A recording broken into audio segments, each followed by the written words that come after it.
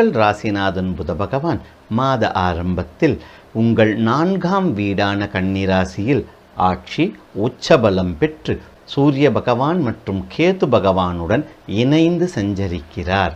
எனவே புதிய வண்டி வாகனம் வாங்க மற்றும் வீடு வாங்கும் எண்ணம் மேலோங்கும், அல்லது வீட்டை புதுப்பிக்கும் எண்ணம் மேலோங்கும்.